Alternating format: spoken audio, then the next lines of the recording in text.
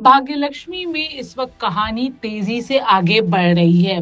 वैसे तो ये शो की कहानी बढ़ने का कभी नाम ही नहीं लेती थी, लेकिन अब क्योंकि मेकर्स को शो में लीप लाना है, इसलिए कहानी जल्दी जल्दी आगे बढ़ा रहे हैं। लेकिन इस कहानी को जल्दी जल्दी आगे बढ़ाने के चक्कर में शो के लीड्स और मेन फेसेस के साथ ही मेकर्स कहीं ना कहीं गलत कर रहे हैं। अब देखिए ना, कहा मेकर्स को ये मेक श्योर करना था कि लीप के पहले तो कम से कम लक्ष्मी और ऋषि को एक कर दे।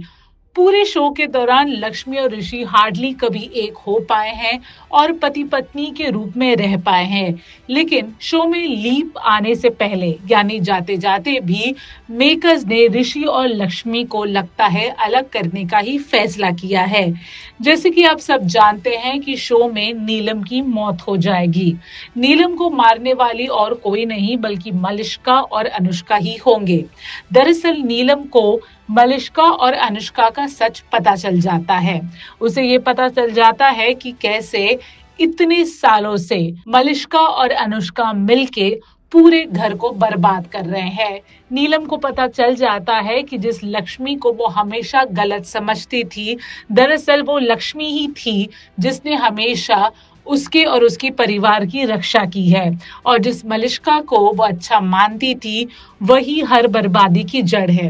लेकिन अनफॉर्चुनेटली इससे पहले नीलम लक्ष्मी के सामने जाके अपनी गलती कबूल करती और लक्ष्मी को अपनी बहू के रूप में एक्सेप्ट करके मलिष्का को रिजेक्ट करती। मलिष्का ने नीलम का गेम ही खत्म कर दिया।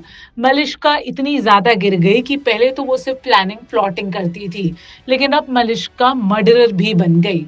मलिष्का ने नीलम को जान से मार दिया। पुलिस आती है और इन्वेस्टिगेट करना शुरू कर देती है कि नीलम की मर्डरर कौन है। अब होगा ये आने वाले एपिसोड में कि लक्ष्मी कन्फेस करेगी कि उसने नीलम का खून किया। लेकिन ताज्जुब की बात यह है कि लक्ष्मी ऐसा कन्फेशन क्यों करेगी। तो आइए हम आपको इसके पीछे की कहानी बताते हैं। दरअसल जब पुलिस सीसीटीवी फुटेज बरामद करती है, तब उस सीसीटीवी फुटेज में पारो नजर आती है। पारो यानी ऋषि और लक्ष्मी की बेटी। अब पारो अचानक से नीलम की बॉडी के वहां कैसे पहुंची, ये तो एक पहेली है। लेकिन लक्ष्मी पारो को बचाने के चक्कर में सारा इल्जाम अपने आप ले लेती है। उसे डर है कि कहीं सीसीटीवी फुटेज को अगर ज्यादा इन्वेस्टिगेट किया गया तो पारो पे सबका शक जा सकता है, क्योंकि नीलम के आखिरी समय में पारो ही उसके आसपास घूमती रहती है। इसलिए अपनी बेटी को बचाने के चक्कर में लक्ष्मी सारा इल्जाम अपने ऊपर ले लेगी। अब उससे भी ताज्जुब वाली बात यह है कि ऋषि, जो अच्छी तरह से जानता है कि लक्ष्मी कितनी अच्छी है, वो भी कहीं ना कहीं ये मान बैठा है कि नीलम का खून लक्ष्मी ने ही किया है। अब देखना दिलचस्प होगा कि ऐसे हालात में जहां ऋषि को भी लक्ष्मी पर भरोसा नहीं रहा, वहां पे कहानी किस तरह से आगे बढ़ेगी।